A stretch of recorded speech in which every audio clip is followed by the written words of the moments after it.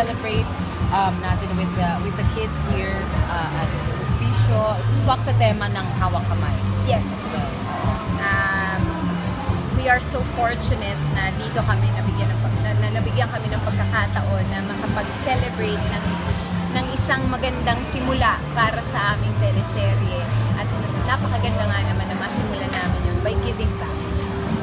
Today, and to raise awareness, diba? So the show strives to show people that being a family is not just yung kadugo mo lang, kamag-anak. Minsan kahit hindi mo kadugo, pwede mong gawin talagang parte ng pamilya mo. It's about giving love to every child, giving them a home. Diba? Trying to make them secure. You're surrounded by children. Siyempre nakakatuwa the kids that are in the show. Does this make you, and you're really good with them from what? Ito ba Am I? I think I can only take them in small doses right now, Ginger. You know, it's good that they're on my own. Nasasolid pa rin. Hindi kasi, actually, very personal din yung tema ng show para sa akin. I do have a stepbrother that I take care of once in a while. He's not with me all the time, but I do get to experience what it's like to be a parent. It's a very big responsibility. That's why sabi ko nga, ang sarap na makakita ng ganito kasi pinapamalas natin na kung gaano ka-importante yung pagbabae sa mga bata.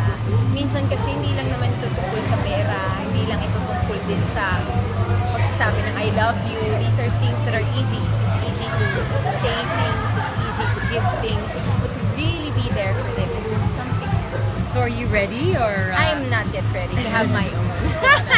35, you know, that's my goal.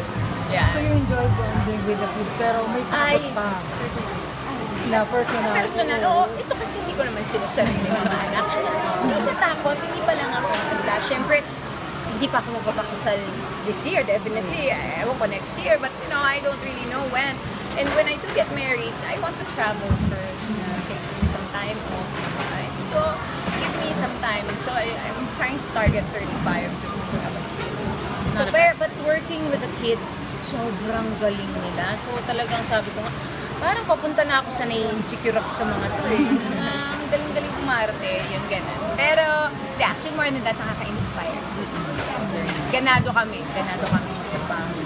Isa may pressure ba ngayon kasi sa success ng Starting Over Again? Tapos ngayon, new series with Papa Tiggan again. Ang pressure nitong series na to sa bata lang.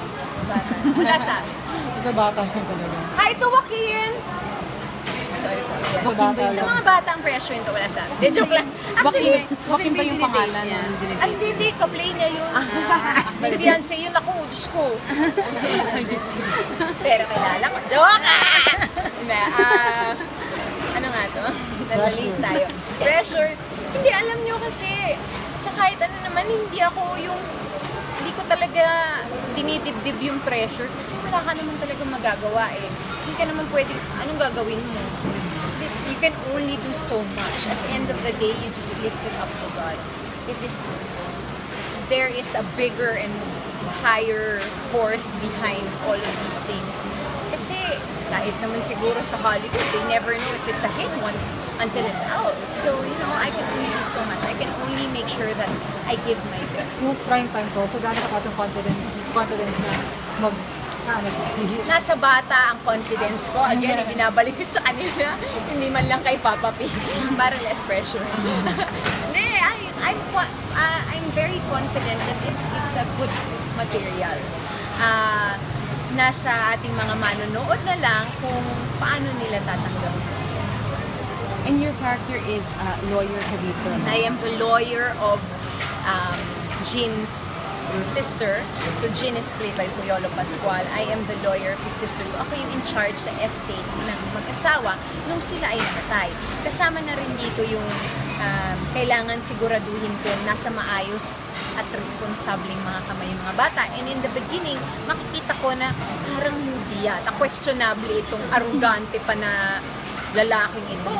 Kagwapuhan pero arugante. Ganun, hindi ko siya type. So parang ini-estima ko siya. So dahil I want to make sure that the kids are okay, nandun ako lagi sa buhay nila. Anytime may emergency, ako din ang tinatawagan.